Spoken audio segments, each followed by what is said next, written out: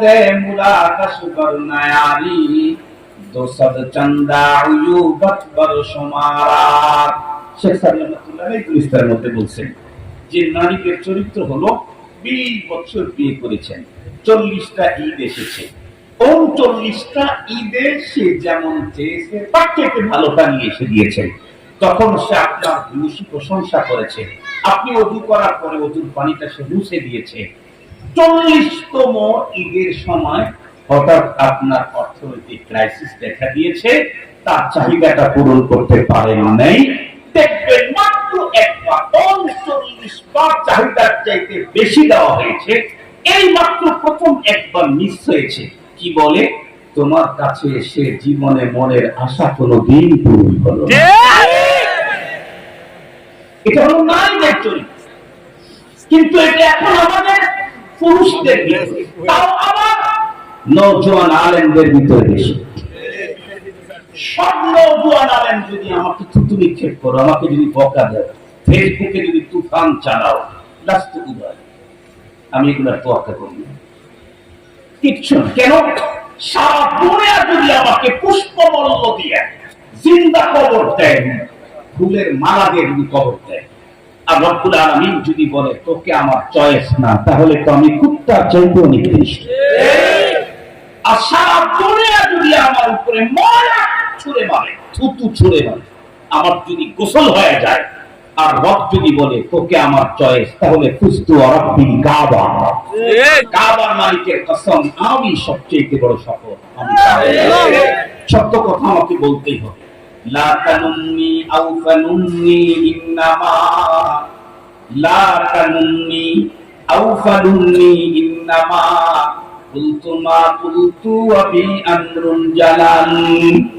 আমাকে তোমরা বকা দিও না ভাই, যদি কখনো কোনো শব্দ বেরিয়ে যায় তোমাদের রুচির বিরুদ্ধে, বকা দিও না।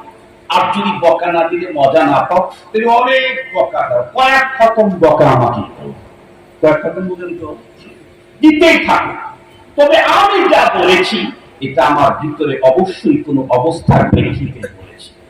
আমাদের বর্তমান ধর্মীয় উপদেষ্টা খালেদ সাহেব স্পষ্ট ভাষায় কথাটা বলেছেন, আমার কাজে ভুল হতেই পারে, আমি মানুষ, ভুলে উঠছেন, তবে সেই ভুলের সমালোচনা যেন ফেসবুকে না হয়, আমাকে চিঠি দেন, আমার কাছে এসে ভরায় দেন। এর চাইতে সুন্দর কথা কি চান? মনে রাখবেন, ছোটবেলায় কি কখনো ফেটিং খেলছেন না? ছোটবেলায় ফেটিং খেলছেন, গুটি খেলছেন, গুটি, আর এই যে কাঁচের যে গোল গোল গোল খেলছেন, দেখবেন খেলে তো হলো 5-7 জন, আর দর্শক থাকে 20-22 জন, থাকে না? থাকে না? তো গুটি খেলার সিস্টেম হলো দুইটা, একটা হলো যেটা বলবে ওটা কি মারতে হবে, এক সিস্টেম, আর একটা হলো যেটা বলবে ওইটা বাদ দিয়ে যে কোনো একটাকে মারলে হবে। ঠিক বললাম, ঠিক বললাম? তার মানে আমরা ছোটবেলায় খেলাধুলা করছি। তো যেটা যে খেলে, ও যখন গুটি ছেড়ে দেয় লাগে না, আমার পাশ থেকে পারলি না, কথা বলেন না, বলে কি বলে, মারতেছে ও তার মানে ওকে দিলে তুফান করে ফেলত। অথচ বাস্তব অবস্থা কি, এই ছেলেটা 2-3 বার পরে একবার পেয়েছে, ওকে দিলে সব পুঁজি ফুটানের পরে আবার পুঁজি এক করলেও একবার দাঁড়াতে পারবে। অবস্থা হলো এই, ফাঁকের থেকে ওটা মনে হয় আমি হলে উল্টায় দিতাম, ওখানে কাছে দিলে উনি যা পারছেন আপনি তাও পাবেন। আমার জীবনের অভিজ্ঞতা থেকে বলতেছি, পরে বলতেছি না, জীবনের তিক্ত সঞ্চিত অভিজ্ঞতা থেকে বলছি। দূরের থেকে মানুষের কথার উপরে একটা কথা ছুড়লেই এটার উপরে অনেক মন্তব্য করা যায়, কিন্তু সব মন্তব্য সহি হয় না।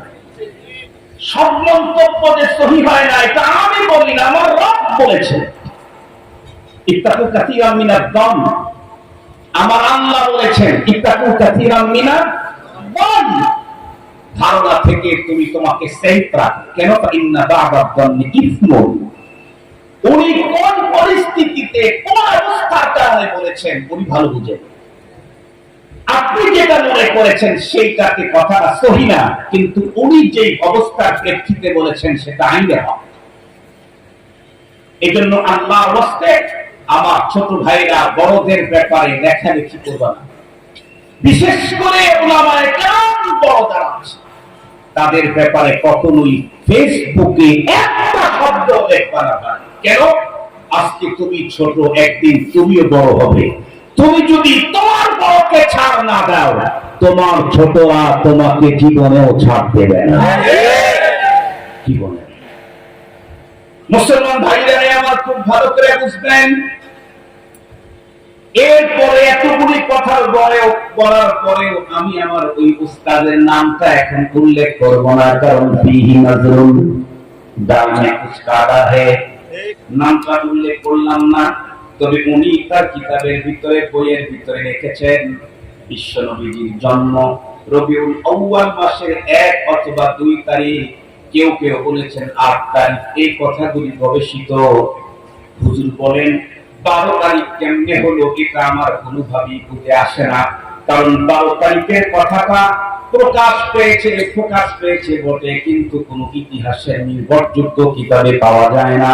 এই কথা বলে হুজুর বললেন হয়তোবা 1 তারপরে তারিখ দিয়ে অথবা কমা দিয়ে 2 লিখেছিল, কোন এক সময় মাঝখানকার ওইটা যখন উঠে নাই তখন 12 হয়ে গেছে।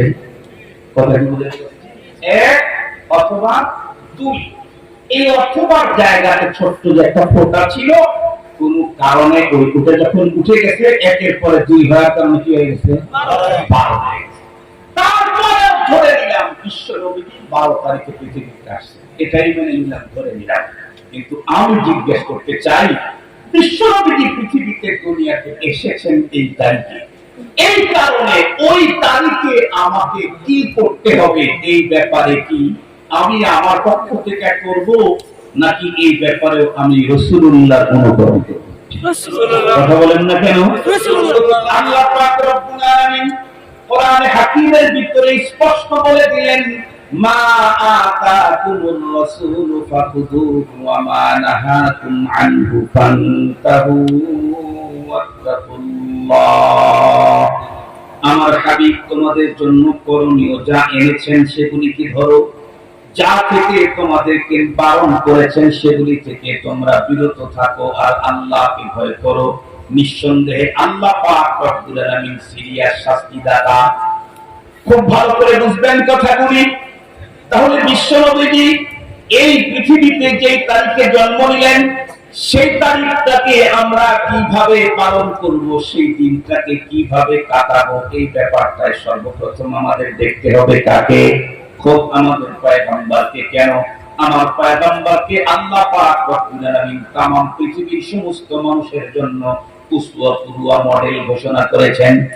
আল্লাহ পাক বলেন, লাকাদ কানা লাকুম ফি রাসূলিল্লাহি উসওয়াতুন হাসানাতুন লিমান কানা ইয়ারজুল্লাহা ওয়াল ইয়াওমাল আখিরা ওয়া যাকারাল্লাহা কাসীরা। তোমাদের জন্য রয়েছে উত্তম আদর্শ। এই পৃথিবীর প্রতিটি মুমিনের আদর্শ আইডল, প্রতিটি মুমিনের নমুনা জীবন চলার প্রত্যেকটি ক্ষেত্রে সে তো মুহাম্মদুর রাসূলুল্লাহ সাল্লাল্লাহু আলাইহি ওয়াসাল্লাম। নবী আলাইহিস সালামের পুরা নবুয়ত প্রাপ্তির পরবর্তী জীবনের যা আছে ম্যাক্সিমাম গুলি আমাদের জন্য অবশ্য করণীয়। নবীজি যেগুলি আমাদেরকে করতে বলেছেন সেগুলি করতে হবে, যেগুলি ছাড়তে বলেছেন সেগুলি ছাড়তে হবে। এটা আল্লাহর ওয়াদা। মুসলমান ভাইরা আমার ভালো করে বুঝবেন, সেই ক্ষেত্রে যদি আল্লাহর পয়গম্বরের জীবনের দিকে তাকাই, তাহলে আমার পয়গম্বর পৃথিবীতে বেঁচেছিলেন 63 বছর। টোটাল পয়গম্বরের লাইফ 63 বছরের জীবনটা পয়গম্বরের প্রথমত 2 ভাগে বিভক্ত। কবলান নবুয়ত 40 বছর, বাদান নবুয়ত 23 বছর। নবুয়তের পূর্ববর্তী 40 বছরের টোটাল টাইমে বিশ্ব নবীজি কখনোই তার জন্ম উপলক্ষে এই মাসে অথবা কোনো দিনে তার জন্ম উপলক্ষে বন্ধুরা আমার ওই জাতীয় এখন বর্তমান পৃথিবীতে যা হয় এই জাতীয় কাজগুলোর একটাও পয়গম্বর করেন নাই। নবুয়ত প্রাপ্তির পরবর্তী সময়ে নবীজি 2 জায়গায় কাটিয়েছেন। 13 বছর মক্কাতুল মুকাররমায়, 10 বছর মদিনাতুল মুনাওয়ারায়। মক্কার টাইমটা খুব বেশি সঙ্গীন ছিল, বড় ক্রাইসিস পিরিয়ড ছিল, বড় দুঃখ বেদনার সময় ছিল। তখন পয়গম্বর তার জন্মদিবসকে পালন করতে পারেন নাই, বলতেই পারেন, মেনে নিলাম। কিন্তু বিশ্বনবীজি যখন মদিনাতুল মুনাওয়ারার যখন আমির নিযুক্ত হলেন, যখন চতুর্দিক থেকে মুসলমান ইসলামের ভিতরে দলে দলে ঢোকা শুরু করলো, ইযা জাআ নাসরুল্লাহি ওয়াল ফাth ওয়া রাআইতান নাসা ইয়াদখুলুনা ফী দীনিল্লাহি আফওয়াজা। বিশ্বনবীর জীবদ্দশায় গোত্র গোত্র জন্মে গেছে, বড় বড় দল উপদল একসঙ্গে ইসলামের ভিতরে ঢোকা শুরু করলো, যেমনটি এখন বাংলাদেশে দেখা যাচ্ছে। এই তো মাত্র 1 মাস আগেও অনেকেই হেফাজতের নাম শুনলেই ভয় করত, এখন হেফাজতের কমিটি বড় পদ পাওয়ার জন্য লবিং শুরু করেছে। তার মানে ওটা ছিল দুর্দিন, এখন সুদিনে তো আমি একটু আগাই। এই তো 1.5 মাস আগেও বাংলাদেশে ছিল দুর্দিন। বিএনপির মতো বড় পার্টি, হেফাজতের মতো বড় পার্টি, জামাত ইসলামীর মতো বড় পার্টি, ইসলামী আন্দোলনের মতো বড় পার্টি, এরাও রাজপথে তাদের বৈধ দাবি নিয়ে দাঁড়ানোর সুযোগ সাহস পায় নাই। কিন্তু যেই বিশাল পাথর এদেশের মানুষের উপর থেকে সরে গেছে, এখন রিকশাওয়ালারাও সচিবালয়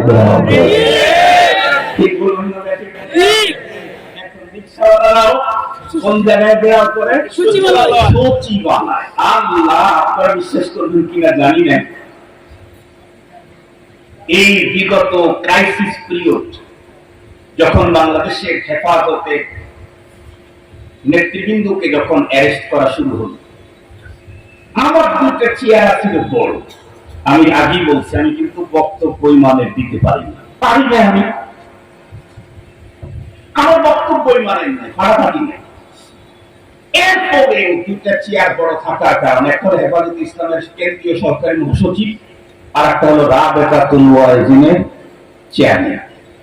রাবেতাতুল ওয়াইজিন কি বলবো আপনাদের, একটু গল্পটা বলি, গল্পের ভিতরে অনেক নসিহত আছে।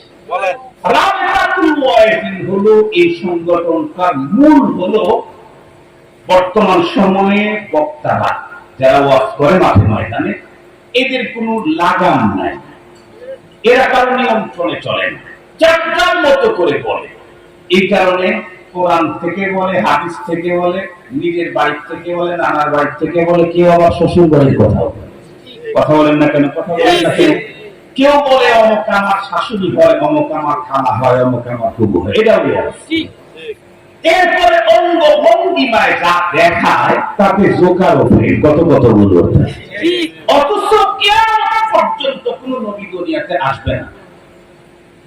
আর আমার দেশের মানুষ ইসলাম, কোরআনে আল্লাহ পাক স্পষ্ট অর্ডার দিয়েছেন, ইয়া আইয়ুহাল্লাযীনা আমানু ইত্তাকুল্লাহা হাক্কা তুকাতিহি ওয়া লা তামুতুন্না ইল্লা ওয়া আনতুম মুসলিমুন। মৃত্যুর আগে তোমাকে কমপ্লিট মুসলমান হয়ে মরতে হবে। এই ইসলাম জানার সবচেয়ে সুন্দর নিরাপদ পদ্ধতি হলো দ্বীনি মাদ্রাসায় ভর্তি হয়ে দ্বীন শিখা। বলেন, এখনো কি বাংলাদেশের 10% মুসলমান ছেলেরা কি মাদ্রাসায় পড়ে? জনসংখ্যার 10% কি হুজুর ছাত্র মাদ্রাসা? না, এখনো 10% না। তাহলে আরো 90% মানুষ এরা ইসলাম শিখবে কোথায়? এই জন্য হযরত উলামায়ে কেরাম চলতে ফিরতে মাদ্রাসা করেছিলেন। যেমন আমাদের দেশের গভর্নমেন্ট স্বাভাবিক পদ্ধতিতে বিএ/এমএ পাস করার যেমন সুযোগ ছিল, উন্মুক্ত পদ্ধতিতে বিএ/এমএ পাস করার সুযোগ করে দিয়েছিল, ঠিক তদ্রুপ একটা ছেলে 24 ঘন্টায় মাদ্রাসায় ভর্তি হয়ে দ্বীন শিখবে, ইসলাম শিখবে, ঈমান শিখবে। 90% মানুষ ওই এরিয়ায় যায় না, সে কি নিয়ে কবরে যাবে?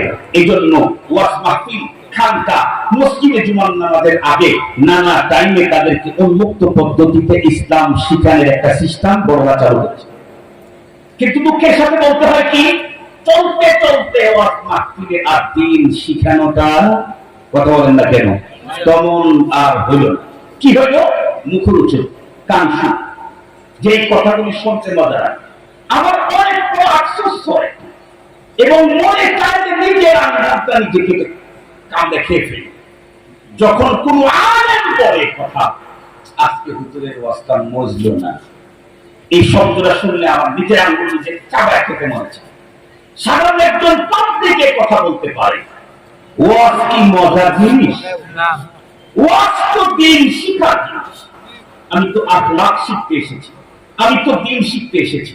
কই সারা দুনিয়ার একটা ছাত্র তো কোনদিন বললো না যে আজকে হুজুরের অঙ্ক কষাটা মজলো না, এ কথা তো কেউ বললো না। আজকে হুজুরের জ্যামিতির ক্লাসটা মজলো না, এ কথা তো কেউ বললো না। কেউ তো বললো না আজকে হুজুরের ইতিহাসের ক্লাসটা মজলো না, এ কথা কেউ বললো না। কেন? মজা খেতে যায় নাই, গেছে ওখান থেকে জ্ঞান অর্জন করার জন্য। যা শিখেছে তাই তার পুঁজিতে এক হয়েছে, পুঁজি বেড়েছে। প্রত্যেকটি মানুষ ওয়াজ মাহফিলে মজা নেওয়ার জন্য আসার কথা ছিল না, আসার কথা ছিল এখান থেকে ইসলাম আর দ্বীন শিখার জন্য। হুজুর যেটাই বলেছে সেটাই আমার পুঁজিতে এক হয়েছে, যেটাই বলেছে সেটা আমার পুঁজি বেড়েছে। এই কথাগুলি আমরা শুনতে পাই এখন। মুহতারাম হাজির, তো আমরা তখন চিন্তা করলাম এইভাবে যদি চলতে থাকে, অলরেডি এদেশের সুধীজন সাধুজন আবার শিক্ষিত লোকদের অন্তরে বক্তাদের প্রতি একটা অনীহা সৃষ্টি হয়েই গিয়েছে। আমরা তখন চিন্তা করলাম এটা যদি চলতে থাকে তাহলে আগামী প্রজন্ম দুনিয়াটা ঘোরাচ্ছন্ন অন্ধকার হবে। কেন? আর তো নবী আসবেন না। পর্যন্ত মানুষ দিন শিখলে দাওয়াতের মাধ্যমেই শিখবে। আর দাওয়াতের এই পদ্ধতিটা যদি মুকাদ্দার হয়, এটা যদি মায়াযুক্ত হয়, এটা যদি কলঙ্কিত হয়, মানুষ যখন ওই দাওয়াতের কাছে না যাবে তাহলে সে আর ঈমান পাবে না। আগামী দিনে মানুষ ঈমানহীন হয়ে যাবে। মূলত প্রশিক্ষণ দিয়ে বড়দের সহবতে নিয়ে তৈরি করে বক্তাদেরকে দায়ী ইলাল্লাহ করে গড়ে তোলা রাবেতার মূল লক্ষ্য ছিল। কিন্তু হলোটা কি? কে বা কারা অথবা নিজেরাই ভুল বুঝলো। কি বুঝলো? ওই রাবেতা এখন সারা বাংলাদেশ কন্ট্রোল করে। এমন কি শুনলে অবাক হবে, আমাদের কিছু ভাইরা ভিতরে ঢুকে গেল। আমরা দুই ভাই বাইরে ছিলাম বড় সিয়ারে, আমি আর হাসান জান। আমাদের কপালে যারা দুঃখ শুরু হইল, আজকে এখানে পালাই, পরের দিন আর এক জায়গায়, দিনের মধ্যে 2-3 জায়গায় পালাম। যেখানে যায় খালি বলে হুজুর 10 গাড়ি আসতেছে। ভিতরে থাকলে তাও একটা অবস্থা ছিল যে ধরে ফেলছি, এখন যা হয় হবে। বাইরে প্রত্যেকটা মুহূর্তে নতুন নতুন ভয়ঙ্কর। একদিন আমি ইফতার করতে বসবো, রমজান মাস, ইফতার করতে বসছি। এই মুহূর্তে আমাকে ফোন দিয়ে বলল, হুজুর আপনি যেখানে আছেন সরে যান, বাসার যত ফোন আছে ফোনগুলো সরাই দেন, আপনি দ্রুত সরেন, নাইলে কিন্তু আপনার পরিবারের উপরে ঝামেলা হবে। আমি তো ঘর বাড়ি ছেড়ে চলে আসছি, আমার গাড়ি এক জায়গায়, আমার ফোন আর এক জায়গায়। আমি বাচ্চা কাচ্চা এমন জায়গায় থাকি, যে বিল্ডিং এ থাকি, ওই বিল্ডিং এর পাশের লোকটাও জানে না যে এই বাসাতে কোনো পুরুষ মানুষ থাকে। 7 মাস জুমার নামাজ পড়তেও বের হতে পারিনি। জুমার যখন আযান হতো, কলিজা ছিঁড়ে রক্ত চোখ দিয়ে বের হয়ে যেত। জুমার আযান শুনে এরপরে যেই হোক আল্লাহ তাআলা আমাদেরকে ধীরে ধীরে ধীরে ধীরে একটু অবস্থা স্বাভাবিক করলেন। উমরা সফর হলো, তখন ওই অবস্থা থেকে বের হয়ে প্রথম উমরা সফর।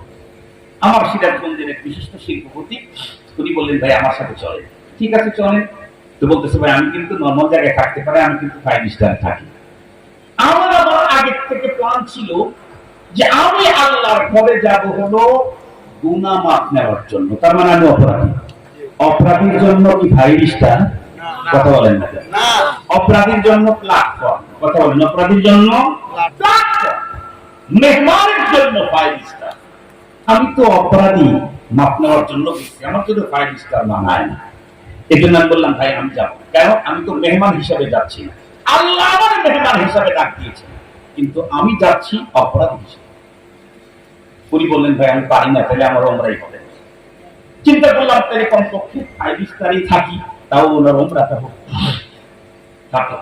উনি আমাকে আগে ইনফরমেশন করলেন, জানেন কি আপনার সাথে কারা কারা যাচ্ছেন? বললাম না তো। বলতেছে প্রাইম মিনিস্টারের অমুক একজন যাচ্ছে। তারপরে সরকার দলীয় অমুক যাচ্ছে। তারপরে সব হুজুরদের মামলা যে থানাতে অবশ্যই আছে সেটা হলো পল্টন, এই থানার ওসি সাহেব আছে। আল্লাহ কি কাম ওই ওসি সাহেবের বাড়ি আমার বাড়ির পরে গ্রামে, উনি নাকি জানেন আমি জানি না, আমি নামটা বলবো না, উনি এখনো কর্মরত আছেন এই জন্য নামটা বলতেছি। সব আমার সব ভাইদেরকে যেখানে নিচ্ছে প্রথমে যে মামলায় সেখানে ওসি হলেন উনি। আমি চিন্তা করলাম আমার এলাকার মানুষ ওসি ছিল, আমার ভাইয়ের এত কষ্ট পেল, আমি আগে জানলাম না। পরে যাই হোক ফ্লাইটের ভিতরে দেখা, কথা শুরু হয়ে গেল, এক পর্যায়ে অনেক কথা। উনি বললেন হুজুর আমি কিন্তু ওসির পদ থেকে অব্যাহতি নিয়ে এসেছি। উনি বলেন আমি যখন রিটার্ন পত্র দিয়েছি পুলিশ কমিশনারকে যখন বলেছি ছাড় আমি এই চেয়ারে থাকবো না, আমাকে একটা নিরিবিলি একটা চেয়ার দিয়ে রাখেন, চাকরি আমি ছাড়বো, তবে এই চেয়ারে থাকবো না। কমিশনার তখন বলতেছিলেন তোমার কি মাথা খারাপ হয়েছে? কেন স্যার? আর পল্টন থানার ওসি হওয়ার জন্য কোটি কোটি টাকা নিয়ে আসে ওসি হওয়ার জন্য, আর তুমি সেই চেয়ার স্বেচ্ছায় ছেড়ে দিচ্ছ, তোমার মাথায় সমস্যা? উনি বলছেন স্যার আমি একটু বয়স বেশি হয়েছে তো, একটু বয়স বেশি হয়ে যাচ্ছে, ভালো লাগে না, এই জন্য আমি একটু নিরিবিলি থাকতে চাই। উনি বললেন মূলত আমি ওই চেয়ারটা ছেড়েছি হলো আলেমদের উপরে নির্যাতনের দৃশ্য আমি শুনতেই পাইনি। গতকালকে রাত্রি আমাদের নেতাজি মামুনুল হক উত্তরবঙ্গ থেকে বগুড়া জামি মাদ্রাসায় 12:30টার দিকে খানা খেলাম রাত্রে। এদিকে আমার গাড়ির আবার সেলফ ফেসে গেছে। নেতারে বললাম যে এখন তো আমাকে বাসায় নামায় যেতে হবে, তো ঠিক আছে চলেন। তো নেতার সাথে যখন আসলাম রাস্তার ভিতরে গল্প, এত লম্বা টাইম সে বের হওয়ার পরে আর আমি একসঙ্গে হয় একবার হয়েছে, কিন্তু অন্য বিষয় নিয়ে আলোচনা। আমি যখন বলতেছিলাম তখন ওখানে যে কয়েকজন জেনেছি সবাই বলতেছে আপনার এলাকার মানুষটা এত ভালো, উনি আমাদেরকে জিজ্ঞেস করতেন আজকে কি খাবেন আপনারা। সর্বশেষ যেদিন ওখান থেকে আমাদেরকে সরায় সেদিন উনি আমাদেরকে জিজ্ঞেস করতেন হুজুর কালকে আপনারা আমার এখান থেকে চলে যাবেন, জানি না কার কাছে পড়বেন, সে কতটুকু আপনাদের সম্মানের দিকে লক্ষ্য রাখতে জানি না, কখন কে কি খাওয়ায় তাও জানি না, হুজুর আজকে বলেন আপনারা কি খেতে চান আমি তাই ব্যবস্থা করি। মঞ্জুর ইসলাম আফেন্দি সাহেব একটু বেশি মস্কারি করে, রসিক মানুষ, তো বলছে যে ওসি সাহেব আমরা আমাদের অনেকদিন হয় বাসার থেকে আসছি, ইলিশ মাছটা মজা করে খেতে পারতেছি, আপনার এখান থেকে যাওয়ার পরে যে ইলিশই দেয় নাকি বাম্বুই দেয় আমরা এই জন্য আজকে যদি একটু খাওয়াতেন। উনি খুব চেষ্টা করছে কিন্তু ইলিশ পায় না। উনি বলতেছেন যে আমি এই কষ্টটা দেখতে না পেরে আমি কাজের থেকে অব্যাহতি নিয়ে আসছি। পুরা অমরার সফরে সবাই মিলে যে পরিমাণে চোখের পানি ফেলাইছি, আমার ওই ভাই তার চাইতে বেশি একাই চোখের পানি ফেলিয়েছে। উনি বলেছিলেন আমার দৃঢ় বিশ্বাস এই নিত্য সালেনদের প্রতি যে নির্যাতন, মামুনুল হক একদিন এমন এক অবস্থানে যাবে মামুন ভাই, সেই দিন ওরা তাকায় তাকায় দেখতে চাইলেও হয়তো বা ওদের চোখ ওই পর্যন্ত যাবে।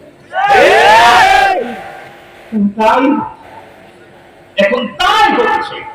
মহতারাম হাজরিন, যে কথাটা বলার জন্য এতগুলি কথা বললাম সেটা হলো ওইখানে যাওয়ার পরে আমাকে উনি বলতেছেন ভাই প্রতিবেশী যে তার আমার আব্বাকে তো চেনেন, আমারও চেনেন, আমিও যাচ্ছি। আমাকে বলতেছে যে আপনি তো আসতেন, তাহলে কি সৌদি আরবের রাবেতার নেতৃবৃন্দ আপনার সাথে দেখা করতে আসবে? আমি অস্থির হয়ে গেছি, আল্লাহ কোথায় রাবেতা আলমে ইসলামে, কোথায় রাবেতাতুল ওয়াইজিন, কোথায় আব্বাস, কোথায় জাব্বাস, কোথায় শেখ সাদি, কোথায় বরকিন। আমি বললাম কি বলে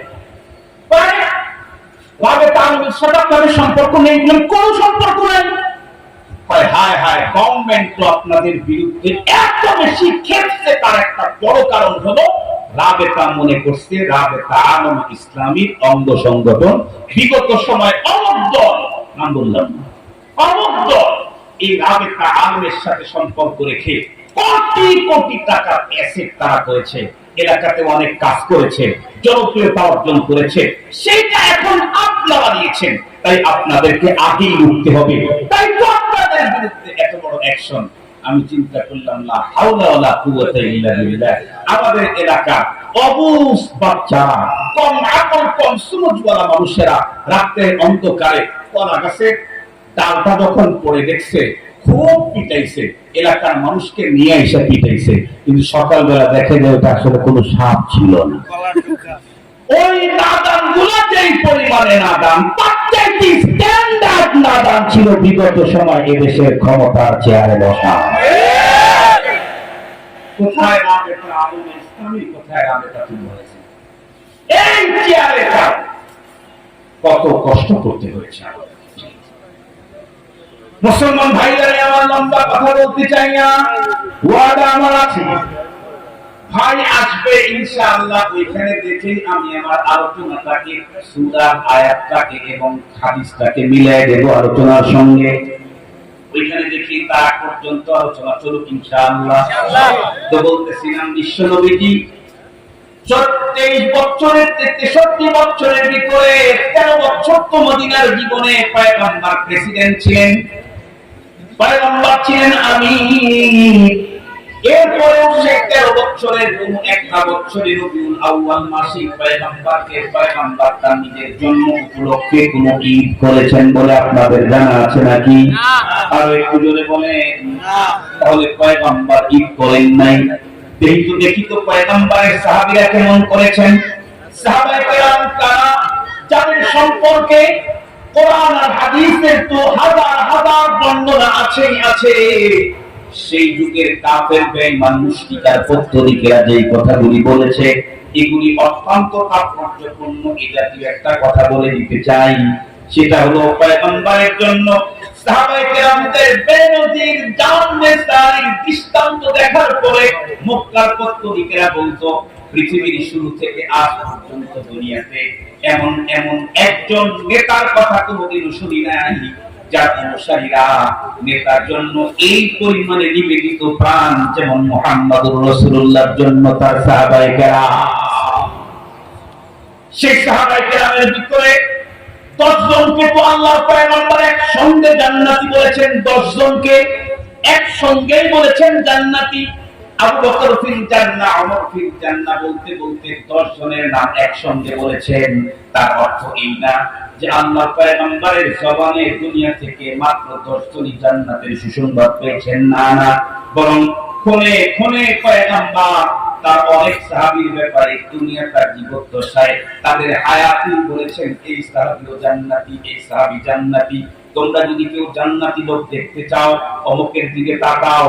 তোমরা যদি কেউ জান্নাতি লোক দেখতে চাও, তাহলে মজলিসের ভিতরে তোমরা সজাগ হও, অল্পক্ষণের ভিতরে আমার একজন সাহাবী ঢুকবে, উনি কিন্তু জান্নাতি। এই রকমের বহু বয়ান আছে। সাহাবায়ে